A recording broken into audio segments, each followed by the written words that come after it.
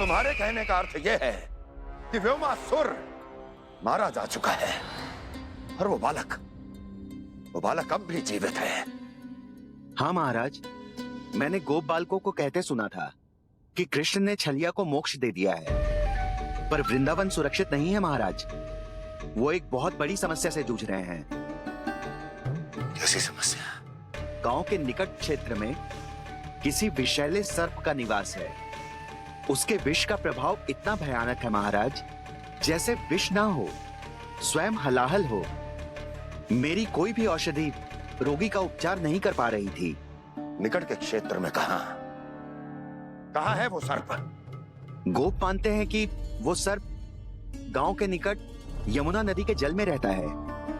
मुझे तो लगता है महाराज, ये कालिया नाग की कथा कोई किंवदंती या लोक श्रुति नहीं, एक सच्चाई है, एक विषैली सच्चाई।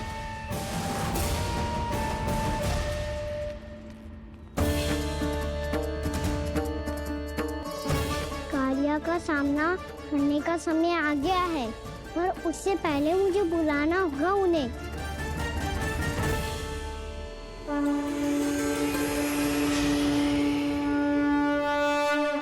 संसार के दारुण भय का नाश करने वाले, सभी कष्टों का हरण करने वाले, विश्व का समस्त ऐश्वर्य प्रदान करने वाले, कमल जैसे लोचन, मुख और चरणों वाले आजानुभुज श्री राम को मैं बार बार नमस्कार करता हूँ। आपदामपहर्तारं दातारं सर्व संपदाम लोकाभिरामं श्री रामम भूयो भूयो नमाम्यहम्। काकभूषुंडी काकभूषुंडी काकभूषुंडी। प्रभु क्षमा करें, मुझे जाना होगा।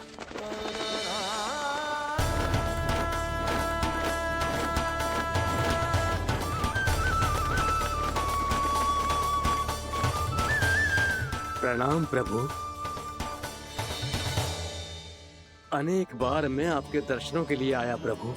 कभी नंद भवन के झरोखों से आपके दर्शन करके चला जाता था, तो कभी दूर किसी वृक्ष की आड़ से आपको निहार लिया करता था। आज आपने स्वयं मुझे बुलाकर धन्य कर दिया प्रभु।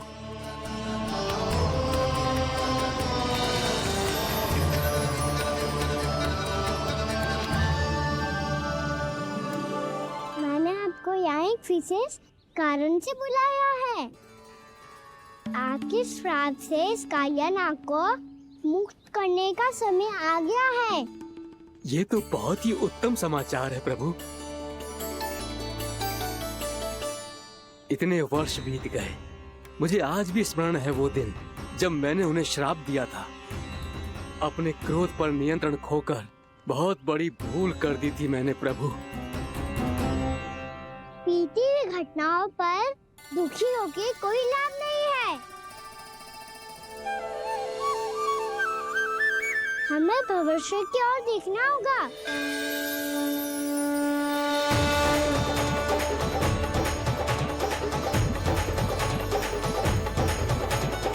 आदेश कीजिए प्रभु, क्या आज्ञा है आपकी?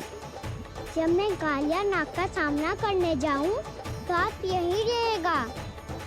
आपको अपने आप पता चल जाएगा कि कब क्या करना है। और हाँ, लौटते जाते समय नारद मुनि से कहिएगा, वो आकर मुझसे भेंट करे।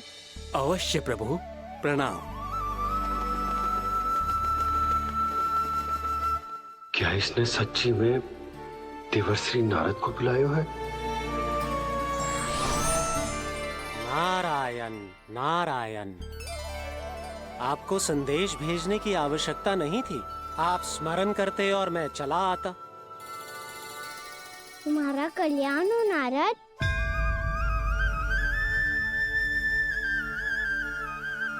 मैंने तुम्हें एक विशेष कार्य के लिए बुलाया है। आज्ञा दीजिए प्रभु। तुम्हें एक बार फिर कंस से भेंट करनी होगी। विचार कीजिए महाराज। क्या आप बिना किसी शंका के कह सकते हैं कि कौन सी पंखुड़ी पहली है और कौन सी आठवीं? उस दुष्ट से भेंट करना स्वयं कीचड़ में उतरने के समान है प्रभु। कमल पुष्प प्राप्त करना हो तो कीचड़ में उतरना पड़ता है नारद। आपका आदेश तो मैं स्वप्न में भी नहीं टाल सकता प्रभु। कंस कालिया नाग के बारे में जान गया है, पर वो उसका सामना करने का साहस नहीं कर पाएगा।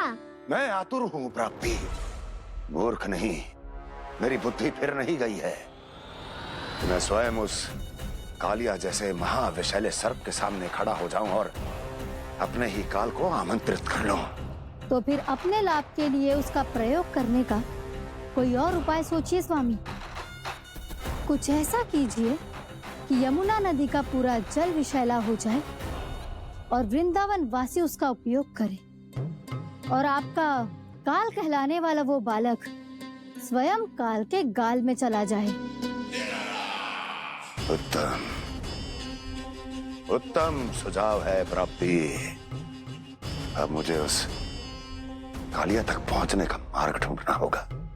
उसको विवश करने का कोई उपाय ढूंढना होगा, क्योंकि व्यक्तिगत रूप से उससे भेंट करना असंभव है। असंभव। आप सही कह रहे हैं प्रभु। कंस में उतना सामर्थ्य नहीं कि वो कालिया नाग का सामना स्वयं कर सके। वैसे तो कालिया गरुड़ देव का भी सम्मान नहीं करता, तो फिर वो कंस का सम्मान क्यों करेगा भला? नहीं करेगा, पर कंस तुम्हारा सम्मान अवश्य करेगा नारद। तुम्हारी बातें भी सुनेगा और मानेगा भी। ये मेरी योजना का बहुत ही महत्वपूर्ण भाग है। तुम कंस के पास जाओ और कहो कि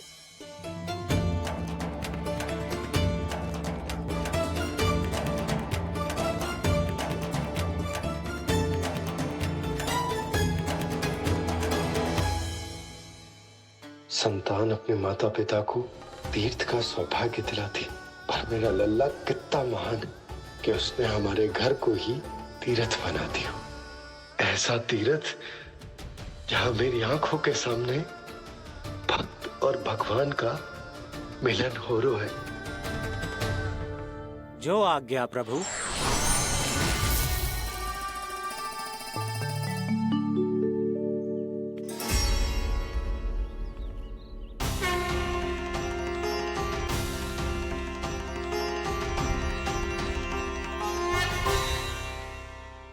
बाबा, कान्हा, ये सब क्या चल रहा है? पहले काग भुसुंडी जी और फिर ये नारद जी। क्या योजना बना रहे हो तुम?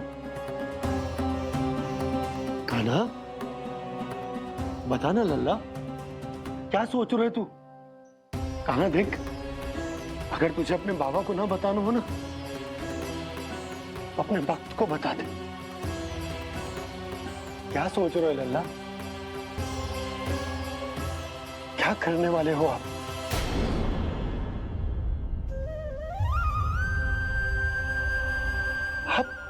आप इतने दुखी क्यों हो? कान्हा, कान्हा, क्या होगा? क्योंकि मुझे आभास हो गया है बाबा, समय आने वाला है।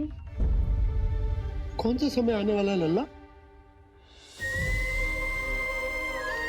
शीघ्र सब कुछ बदलने वाला है। भैया को मेरा सत्य पता चल जाएगा बाबा।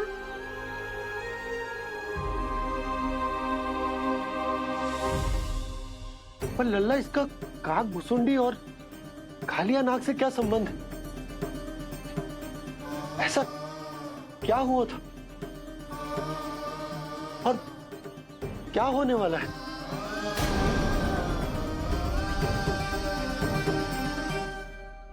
जो होने वाला है बाबा, उसका संबंध उससे है जो सैकड़ों वर्ष पहले हुआ था।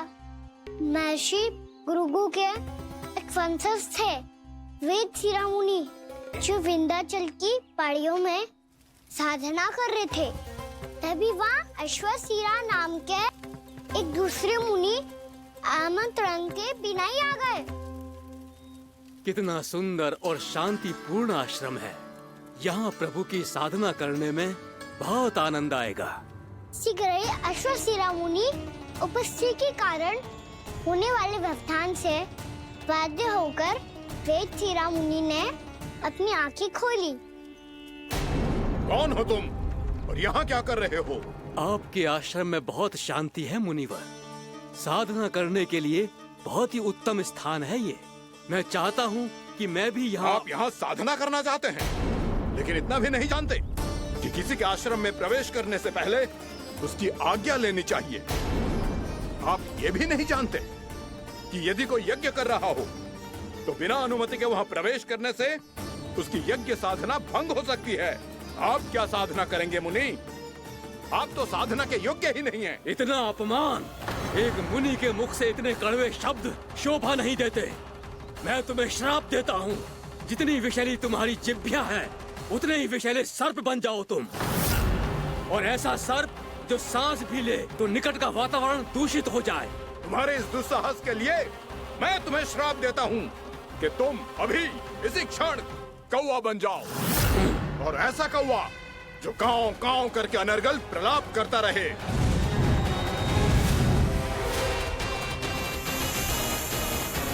ये मैंने क्या किया? ये मैंने क्या किया? क्रोध के कारण दोनों ने एक दूसरे को श्राप दे दिया।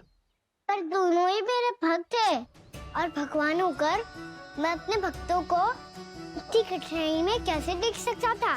इसीलिए जिस संकट में उन दोनों ने अपने आप को फंसा लिया था, उसका समाधान करने में मैं उनके पास गया।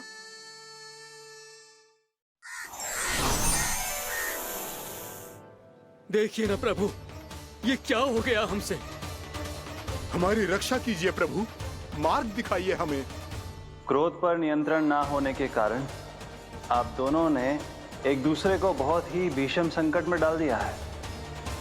अब दोनों ही तपस्वी, तप के बल से दिए गए आपके श्राप को लौटाना भी संभव नहीं है। प्रभु कोई तो उपाय होगा, हम आपके शरण में हैं प्रभु। अपराध तो हमसे हुआ है प्रभु, पर अब आपसे ही आशा है।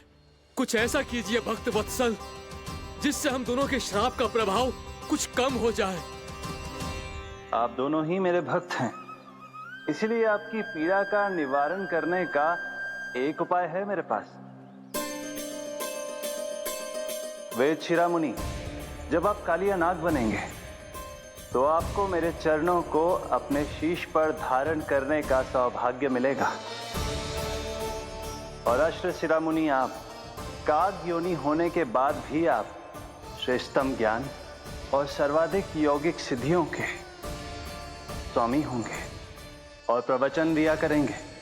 इसके बाद अश्वशिरा मुनि काक भुसुंडी बन गए, जिन्होंने आगे चलकर स्वयं गरुड़ देव को रामायण सुनाई। और मुनि वेदशिरा महर्षि कश्यप और देवी कत्रियों के पुत्र कालिया नाग बनकर जल में। और अब वही कालिया नाग जमुना जी में, जिनके कारण जानकी के प्राण लगभग चले ही गए थे। अब कालिया नाग को उचित स्थान पर भेजने का समय आ गया है बाबा। पर ये तो अच्छी बात है कान्हा, वेद शिरा मुनि को दिया हुआ तुम्हारा वचन भी पूरा हो जाएगा, जमुना जी की शुद्धि भी हो जाएगी। इस सब के बाद भी तुम दुखी क्यों हो?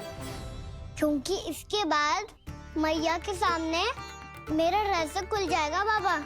उन्हें पता चल जाएगा कि उनका बालक कोई साधारण बालक ना है।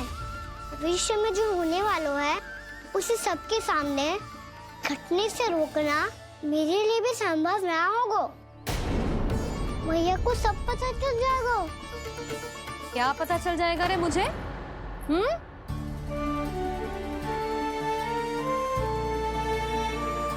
यही कि सबसे अधिक प्रेम मैं आपसे ही करता हूँ। अब बस भी कर, चलो भोजन के लिए बुलाने आई थी तुम दोनों को। भूखा थोड़े ना रहने दूंगी अपने लल्ला को, मेरा लल्ला दुर्बल हो जाएगा ना। आप खिलाओगे तो ही खाऊंगा। हाँ ठीक है, मैं ही खिलाऊंगी। अब चल, आओ जी, चल।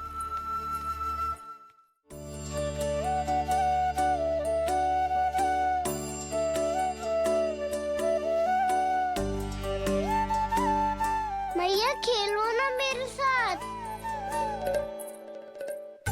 मैया सुनो बात ना मानोगी? अभी बहुत कार्य पड़े लल्ला, देख जानकी को औषधि भी देने जानो है ना। औषधि मैं दे दूंगा, फिर तो खेलोगी ना आप मेरे साथ? पिछले कुछ दिनों से अपनी मैया का अधिक से अधिक प्रेम पाने का प्रयास करो है कान्हा। इसका तो एक ही अर्थ हो सकता है कि कछु बहुत बड़ो होने वालों है। कान्हा रुक जा लल्ला। कान्हा क्यों तंग कर रहा है? मैया को पहन लेना। कान्हा, कान्हा, ये क्या करो तूने?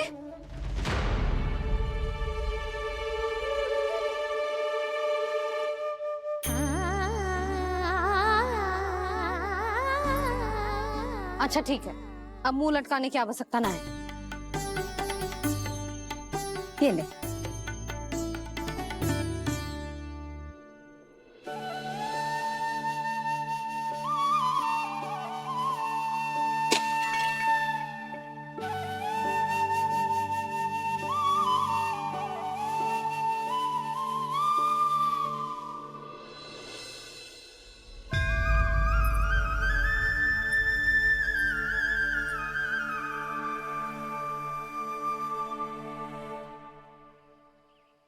तंग करे मैया को खिजाए, खेले रूठे मनाए, लीला अनोखी करके शरारत, कान्हा दंड भी पाए।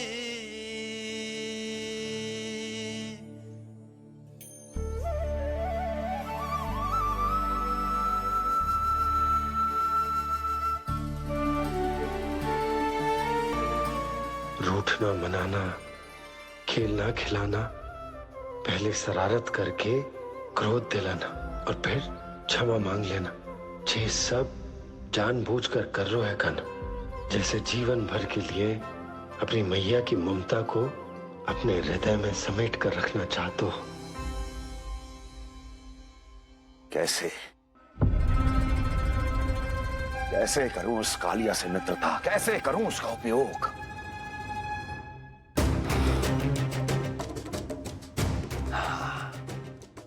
उस पर आक्रमण कर देता हूं और उसे किसी ना किसी तरह से यह विश्वास दिला देता हूं कि यह आक्रमण उस विष्णु अवतार ने किया है। फिर वो क्रोध में आकर सारे वृंदावन वासियों को अपने विष से समाप्त कर देगा। उचित है, ये उचित है। नारायण हरि, नारायण हरि।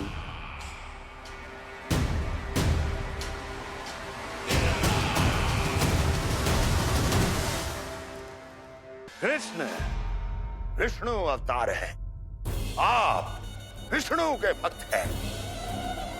मैं हूं विष्णु द्रोही, फिर भी तो आपके आराध्य को हानि पहुंचाना चाहता है, उसकी सहायता करना चाहते हैं आप। क्या आप निश्चित रूप से कह सकते हैं कि आप ब्रह्मांड के सभी नियमों को अच्छी तरह समझते हैं? अवश्य।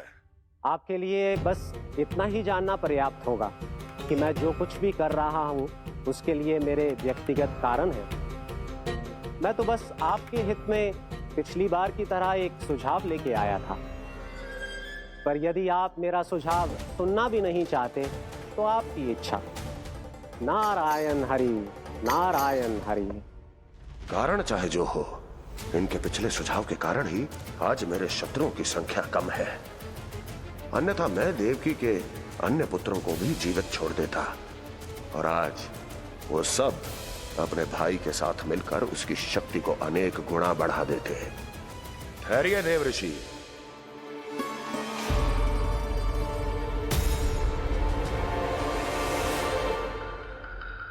बताइए, क्या सुझाव है आपके पास? मेरे सुझाव का नाम है कालिया नाग।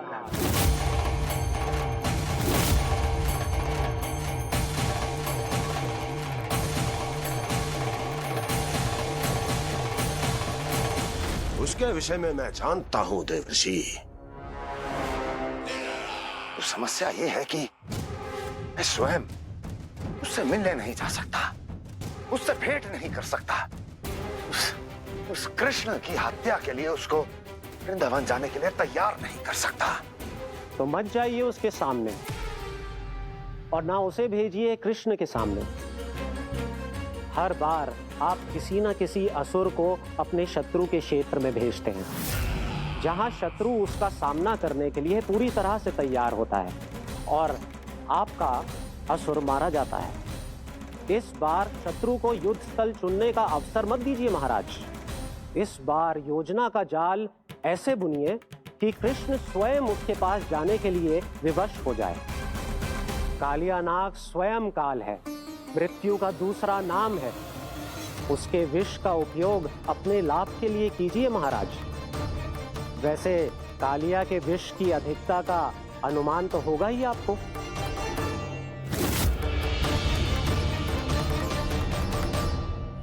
एक बार जो उसके क्षेत्र में पहुंच गया, फिर उसके विष से बचना असंभव है।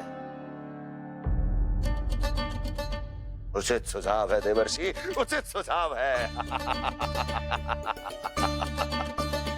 देवर्षि, उस छलिया विष्णु की भक्ति करते करते आप भी उसके रंग ढंग सीख गए हैं। उचित है, उचित है।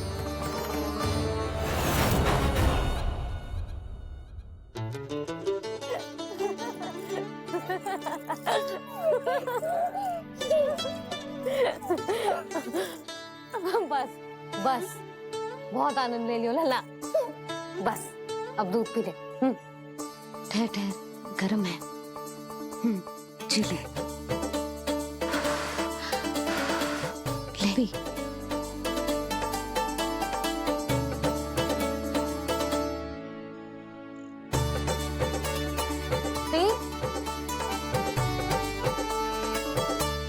मैं ना होती तो ना जाने क्या होता तेरा।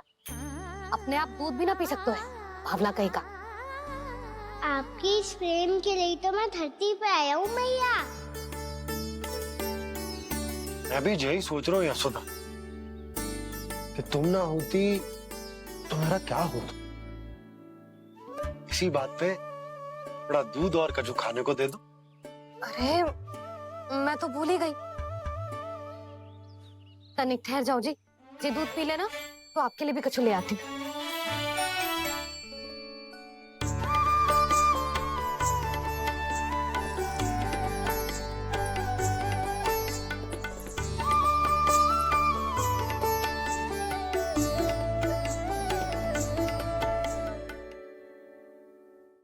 प्रणाम महाराज। आपकी आज्ञा के अनुसार बिल्कुल वैसा ही पत्र तैयार किया है जैसा आप चाहते थे।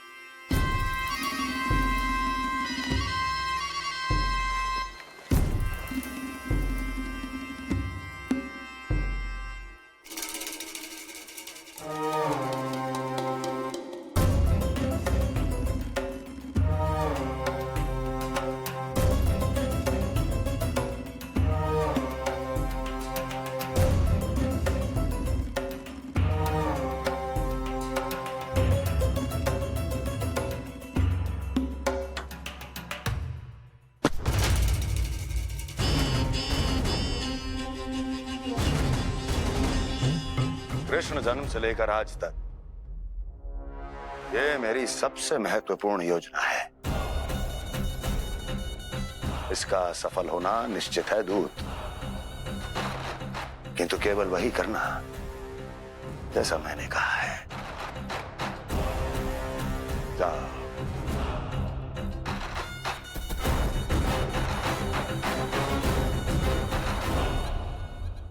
कान्हा,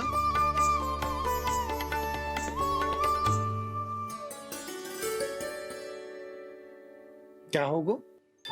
बाबा मैं चाहता हूँ कि मैया की स्वमता क्रिस्टल फ्रेम की वर्षा मुझ पे सरते ऐसे होते रहे।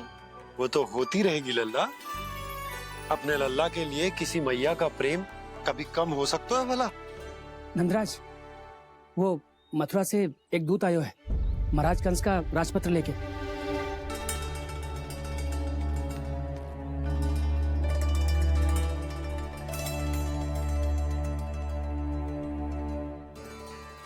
कान्हा, अब क्या करने वाला है? तेरे बाबा कहाँ गए? हाँ?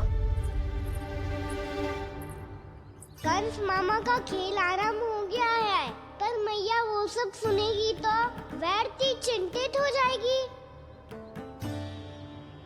बस थोड़ा बाहर गया मैया, कछु खा लिए से। बाहर इस समय? मैया क्या होगा? मैया देखो ना, पीठ पे कछु हो रहा है। मेरा हाथ ना पहुंचो, आप करो ना। यहाँ? क्षमा करना मैया, पर अभी बाबा को ही संभालने दो ये सब। कहिए, क्या संदेश लाए हैं आप? नहीं नंदराज, नहीं। महाराज कंस का आदेश है कि ये संदेश सभी गांव वालों के साथ ही पढ़ा जाए। ठीक है, मैं गांव वालों के सामने पढ़ दूंगा, पर मुझे तो दीजिए पढ़ने के लिए। महाराज की आज्ञा का पालन करना आपके लिए भी आवश्यक है नंदराज। सभी गांव वासियों की सभा बुलाइए।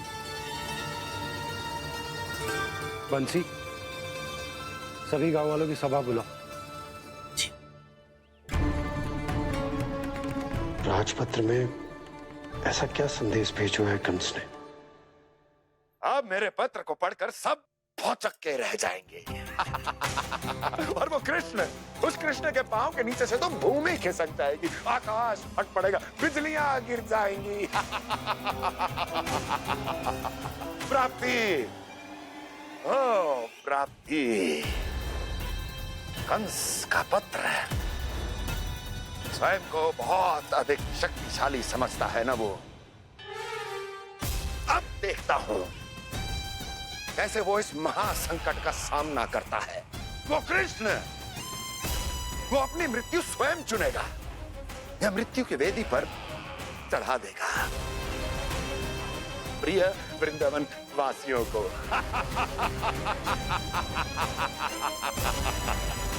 अब आएगा आनंद प्राप्ति, अब आएगा आनंद। सबको इकट्ठा करवा के ही पढ़वाएगो। अवश्य ही कोई विशेष संदेश दिया होगा कंस ने। मैं भी यही सोच रही हूँ सुलक्षणा जी, कछु ना कछु तो विशेष है, और जे हो क्या सकता है?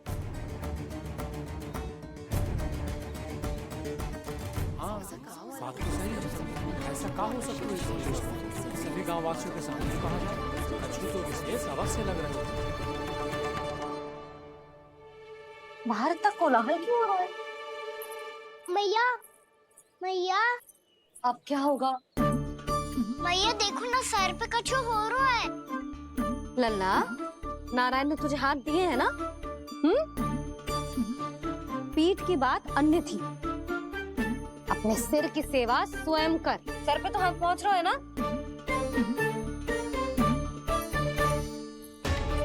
मैया सुनो ना, मैया देखो ना, तीव्र कर कछु हो रहा है। मैया देखो ना, तीव्र कछु हो रहा है।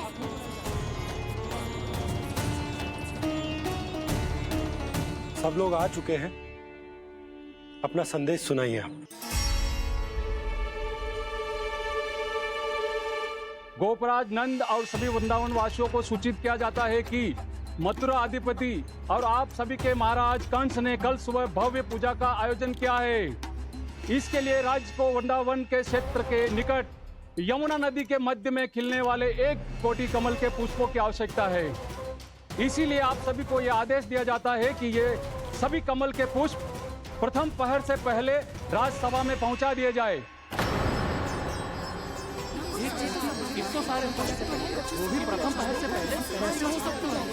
यदि आप ऐसा करने में असफल रहे तो इसे राज आज्ञा का उल्लंघन माना जाएगा और राजद्रोह के आरोप में आप सभी को कड़े से कड़ा दंड दिया जाएगा। स्मरण रहे, यदि कल की पूजा में इन 1 कोटि कमल के पुष्पों का ना पहुंचने के कारण कोई व्यवधान आया तो समस्त वृंदावन वासियों को दोषी माना जाएगा और पूरे गांव को निवासियों सहित धूल में मिला दिया जाएगा। कल प्रथम पहर तक का ही समय है आप सबके पास।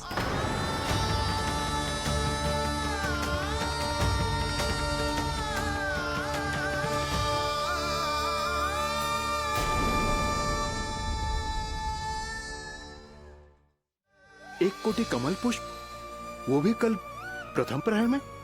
ऐसे कैसे संभव है? और कोई साधारण पुष्प ना, यमुना नदी के मध्य खिलने वाले विशेष कमल के फूल चाहिए उन्हें। लेकिन यमुना नदी में तो कालिया नाग ने विष घोल के रखा है, तो फिर कैसे हो पाएगा? यह संभव है। हमारी मृत्यु का संदेश भेजा राजा कंस ने। सदैव की भांति इस समस्या पर भी गांव के बड़े ही विचार करेंगे। बालकों का यहाँ होना उचित ना है।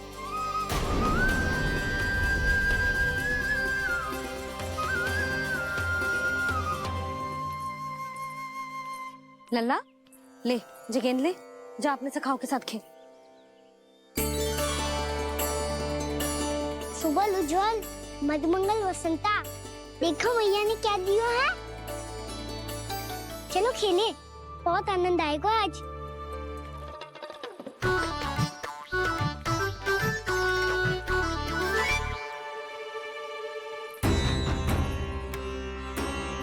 भानु, बंसी, जाओ और शीघ्र ही वो घेरे का कार्य समाप्त करो।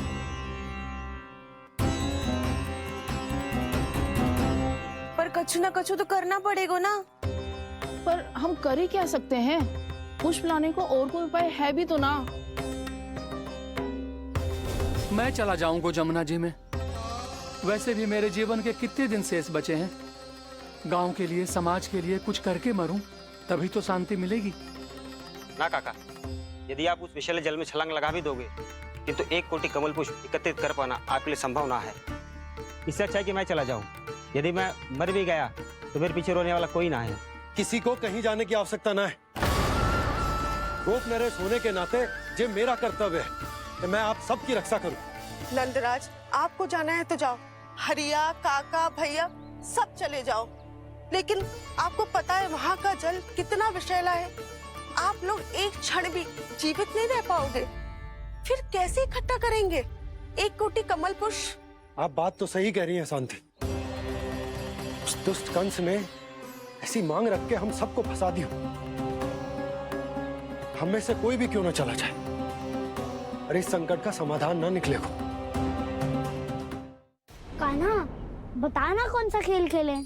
गेंद पकड़ खेलते हैं। पर एक बात सुन लो सब, कोई भी तीव्र गति से ना फेंकेगा गेंद को। भैया ने फ्रेम बनाई है मेरे लिए। सब तैयार हो?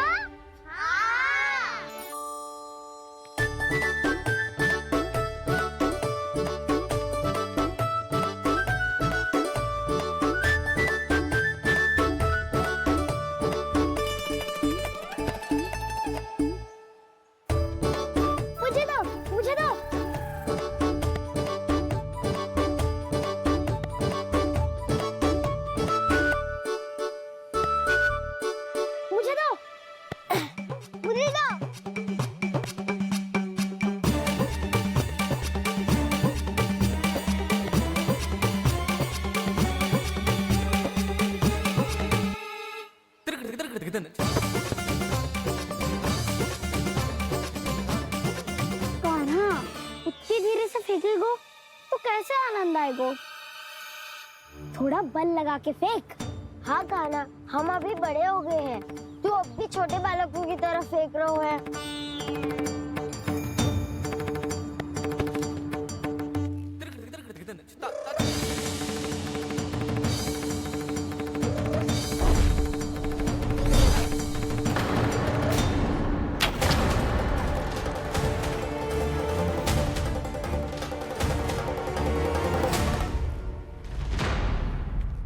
दीदी जी क्या करो कान्हा, गेंद तो डूब गई।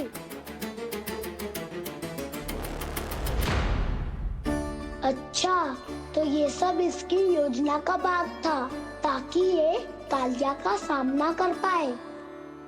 तुम सबने तो कही थी तीव्र गति से फेंको, देखो फिकवा दी ना मेरी गेम मुझसे नदी में। अब मुझे जाके लानी पड़ेगी। रुक जा कान्हा, रुक जा कान्हा। जी क्या बोल रहे थे कान्हा? इसमें तो बहुत संकट है। कोई भी संकट मेरी मैया का उपहार खोने से बड़ा ना है। बहुत प्रेम से बना के उन्होंने दी थी। हे नारायण, कोई उपाय समझ में ना आ रहा है। मैया, हम कैसे करेंगे हम अपने गांव की रक्षा? कीड़े पड़ेंगे उस दुष्ट को। यदि उसके कारण किसी के प्राण चले गए तो कौन सा फल मिलेगा उसे इस पूजा का? तुम सही कह रही हो यशोदा। हमारे पास कोई और दूसरा विकल्प भी तो ना है। यदि हमने मथुरा की राज आज्ञा का पालन ना किया तो इसका दुष्परिणाम पूरे गांव को भुगतना पड़ेगा।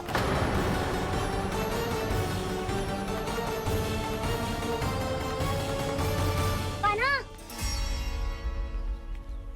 तुम्हें पता है कि तू भगवान है, दिव्य है, बहुत शक्ति है तुझमें, पर फिर भी हम तुझे विषैले जल में ना जाने दे सकते। कुछ होगा तो तुम सब इतनी हट कर रहे हो तो ठीक है, ना जाऊंगा। गेंद कहाँ गिरी है, कितनी दूर गई है, ये तो देख लूं, ताकि उसे बाहर निकालने का कोई उपाय ढूंढता हूँ।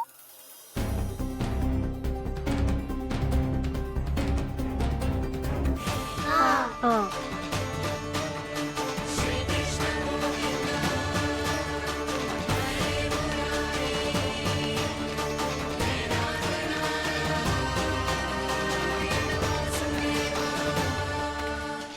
कान्हा की ये लीला तो समझ ही नहीं आ रही। पहले इसने देवश्री नारद को मथुरा जाकर कंस को भड़काने के लिए कहा, फिर स्वयं ही दुखी भी हो गया कि अब इसका रहस्य सबके सामने खुल जाएगा। और अभी स्वयं ही तो इसने कहा था कि गेंद बहुत महत्वपूर्ण है, फिर स्वयं ही उसे नदी के विषैले जल में फेंक दिया।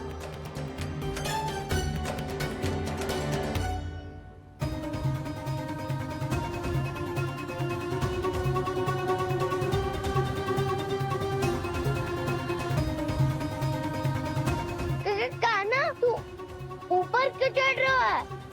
अरे ऊंचाई से देखूंगा तभी तो गेंद दिखेगी।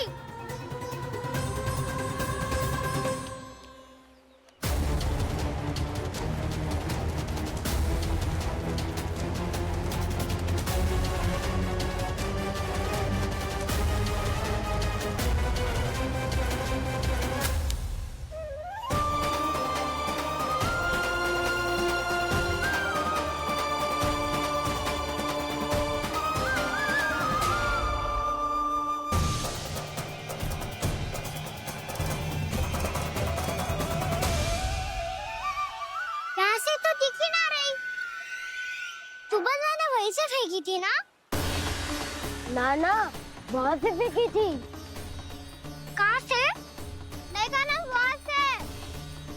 समझ में आ रहा? ठीक बताना कहाँ से फेंकी थी?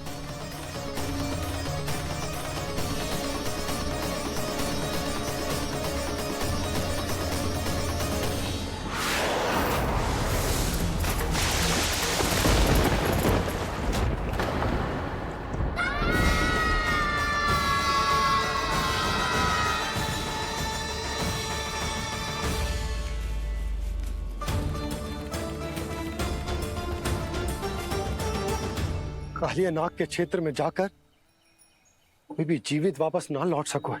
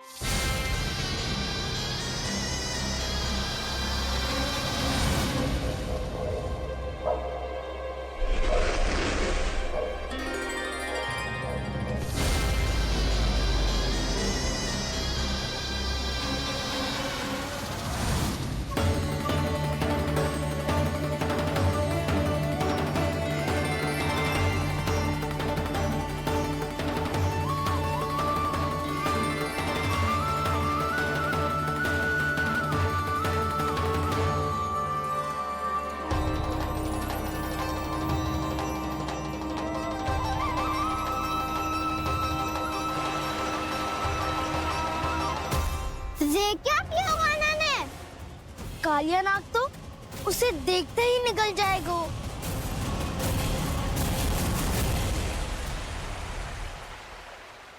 तो आरंभ से अब तक सब कुछ उसकी लीला का ही भाग था।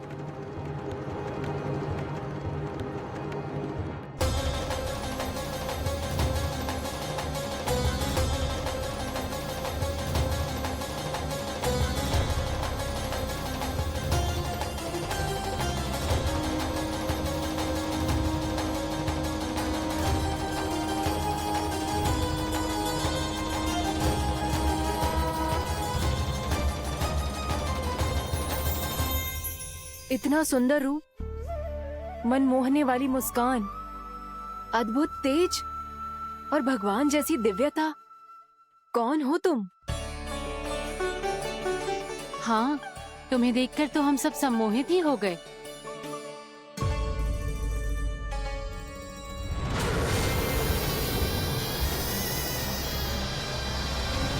तुम जो भी हो बालक, वापस लौट जाओ। हमारा हृदय तुम्हें ही देखते रहना चाहता है, किंतु यदि हमारे पति जाग गए तो तुम्हें अवश्य हानि पहुंचाएंगे। ये बहुत विषैले है बालक, कालकोट जैसे भयानक। इनके विष से तुम नहीं बच सकोगे। नंदराज, कालिया नाग के विष का प्रभाव बढ़ते ही जा रहा है। पहले 8 कोस तक उसके विष का प्रभाव था, अब तो 1 योजन से अधिक क्षेत्र में फैलो है।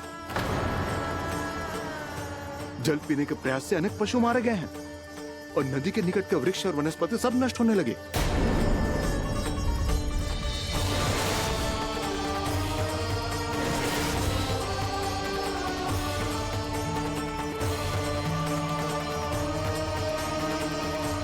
इनके विष की तीव्रता इतनी अधिक है बालक कि इनके संपर्क में आने वाले को तड़पने का भी अवसर नहीं मिलता।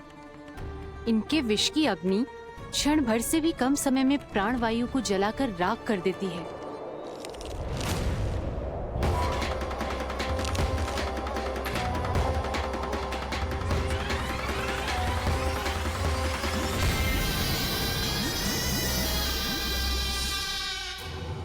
तब तो समस्या और भी गंभीर हो जाएगी।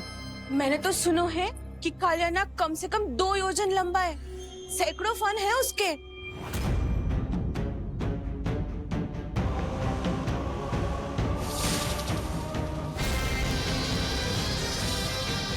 इसका अर्थ तो ये है कि हम दोनों ओर से फंस गए। एक और कंस को 1 कोटि कमल पुष्प देने जो कि कालिया नाग के क्षेत्र में पड़ते हैं, और दूसरी ओर उस कालिया नाग का विष यमुना जी के क्षेत्र में बढ़ता ही जा रहा।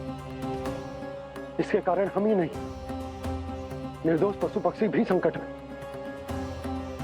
इन दोनों समस्याओं का एक ही समाधान है, उस कालिया नाग का सामना करना। और ये ना समझ आ रहा कि हम ये करेंगे कैसे, क्योंकि ये बात साधारण मनुष्य के बस की ना है। हमारे लिए ये असंभव है।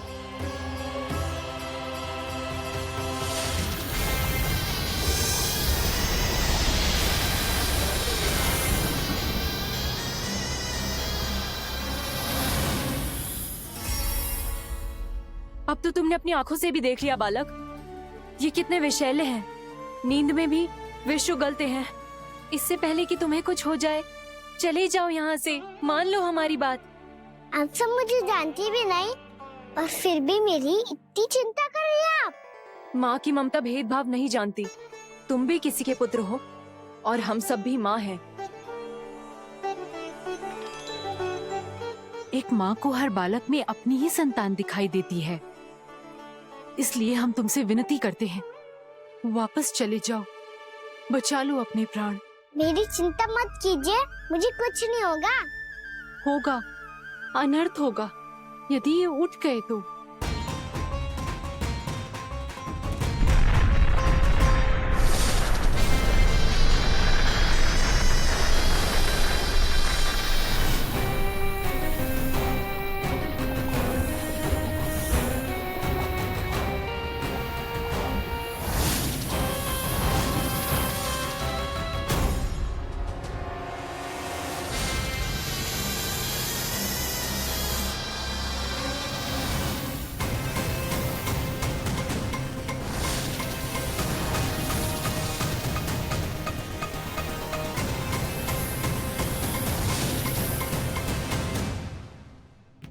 सामने होते हुए भी अपने इश्क को केवल वही देख सकता है जो अपना अभिमान त्याग चुका हो। पर पूर्व जन्म में मेरा भक्त होने के नाते मेरा सत्य स्वरूप देख पाने में मुझे इसकी सहायता करनी चाहिए।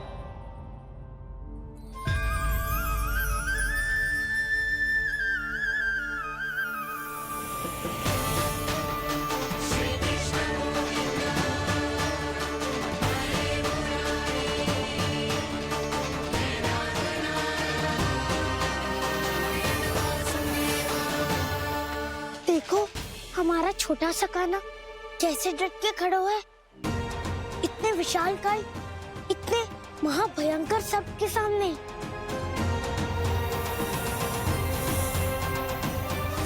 ये कोई भगवान नहीं है जो इसके सामने हाथ जोड़ रही हो तुम सब।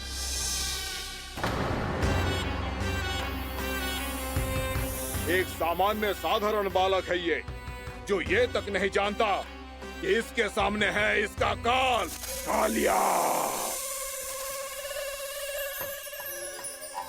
तू कौन है बालक?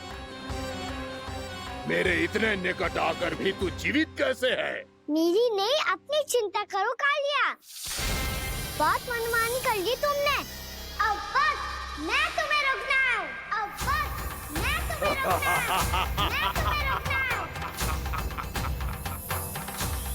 बित्ते भर का है तू, मेरे विष के बारे में जानता ही क्या है? और कहता है मुझे रोकने आया है। किससे? किससे रोकना चाहता है तू मुझे? मुझे क्रोध दिलाने की भूल मत कर बालक। अपनी फुंकार से ही तेरी इस मुस्कुराहट को अंतिम मुस्कुराहट बना सकता हूँ मैं। शीघ्र बता, कौन है तू और किसने भेजा है तुझे? तुम्हें आवाज दी है कि अपनी पुकारों से तुम कितना विष भूल चुके हो। पवित्र यमुना नदी को कितना दूषित कर दिया तुमने। और यही नहीं, तुम्हारे कारण निकट के जीव जंतुओं, वृक्ष, वनस्पतियों सबको हानि पहुंच रही है। तो क्या? मुझे उससे क्या? मुझे है आपत्ति है मुझे तुम्हारी इस व्यवहार से, और इसीलिए तुम्हें यहाँ से जाना होगा, यहाँ से जाना होगा।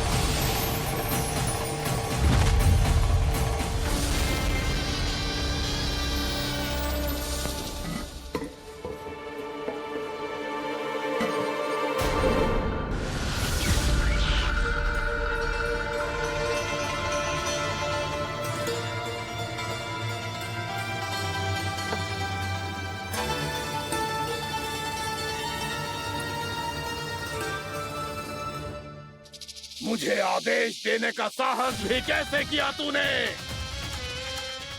इस क्षेत्र को मैंने अपना राज्य बनाया है, मेरा परिवार रहता है यहाँ, और तू मुझे यहाँ से जाने के लिए कह रहा है?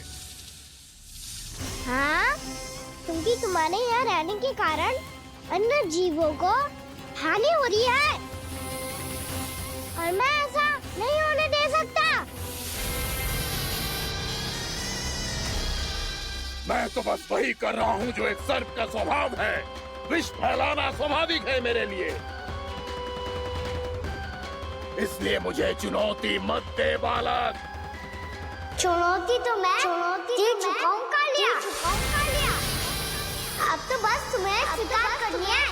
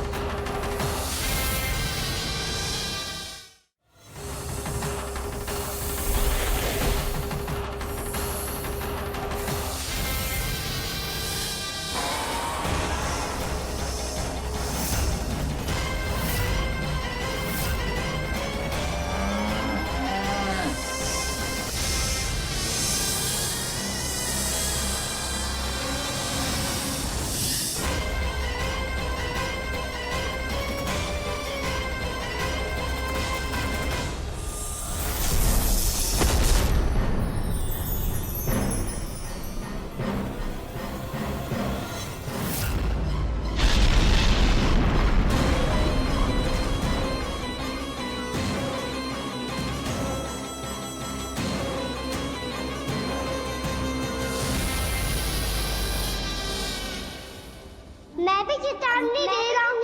यहाँ से चले जाओ, यहाँ से चले जाओ। अपनी भूल को पहचानो कालिया, तुम जो कर रहे हो अनुचित है।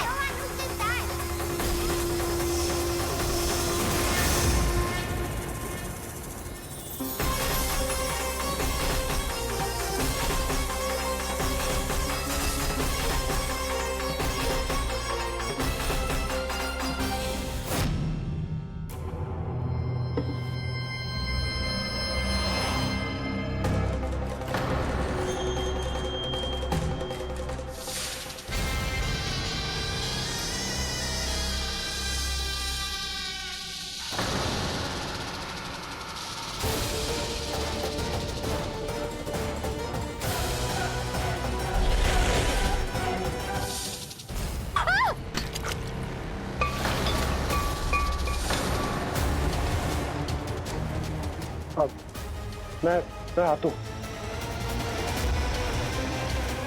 क्या हो गया सुधा?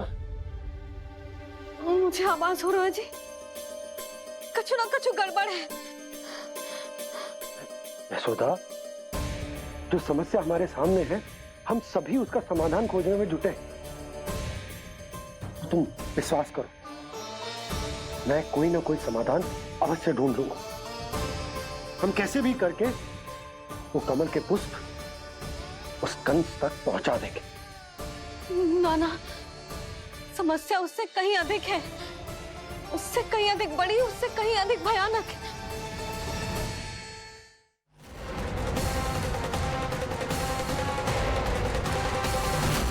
विस्की ये बूंद से ही सबके प्राण चले जाते हैं।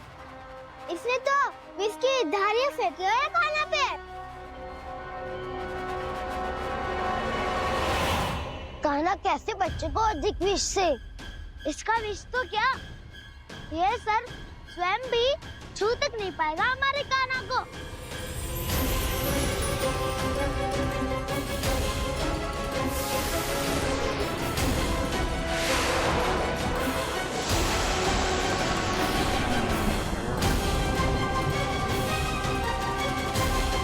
तुम्हारे सखा को, मेरे भाई को कोई हानि नहीं पहुंचा पाएगा। ये कान्हा का सत्य चाहे जो हो बलराम, पर अभी तो जो एक बालक ही है ना।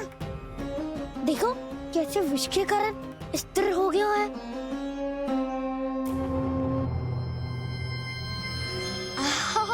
हाउ सर्फ ने कितनी आसानी से अपनी पूंछ से बांध लिया है। मुझे यहाँ से भगाना चाहता था ना तू? अब मैं तुझे दिखाऊंगा अपना सामर्थ्य। ये मूर्ख किसे बांधना चाहता है अपनी पूंछ में? उन्हें जिनका विस्तार सारे ब्रह्मांड में है, या उन्हें जो स्वयं अनंत है? पर देवराज, प्रभु ऐसा करने ही क्यों दे रहे हैं कालिया को? आप सब भूल रहे हैं देवगण। कालिया पूर्व जन्म में प्रभु का बहुत बड़ा भक्त था। उसी भक्ति का फल मिल रहा है अब इसे। वैसे भी भक्तों के मन का भाव सबल हो तो भगवान तो सहज ही बंध जाते हैं।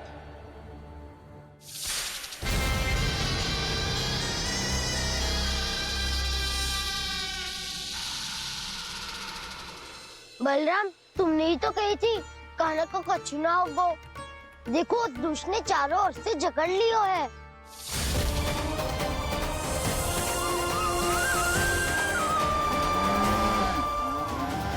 जी, क्या कह रही हो तुम? सुधा जी, क्या हुआ? घबरा क्यों रही हो आप? सुलक्षणा, मुझे आभास हो रहा है कुछ बहुत बड़ी अनहोनी हो गई है। नंदराज, नंदराज, नंदराज!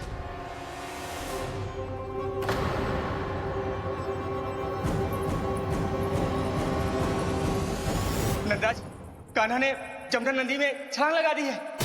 कान्हा ने जमुना नदी में छलांग लगा दी है। कान्हा ने जमुना नदी में छलांग लगा दी है। कान्हा जमुना में कूद गया है। मुझे लगा था आज कछु गड़बड़ होने वाली है। मुझे आज कान्हा को ना जाने देना चाहिए था।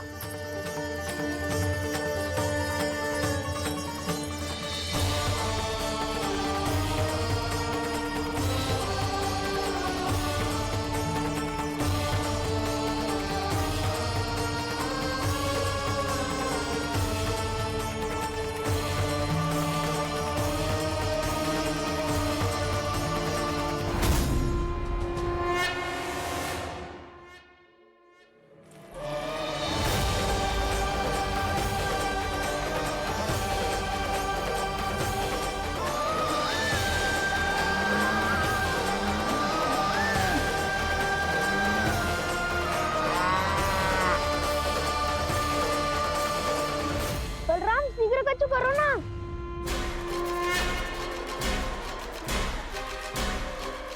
कुछ भी करो पर कान्हा को बचाओ। नाग बहुत भयंकर है। कान्हा अकेले ना संभाल पाएगा इसे।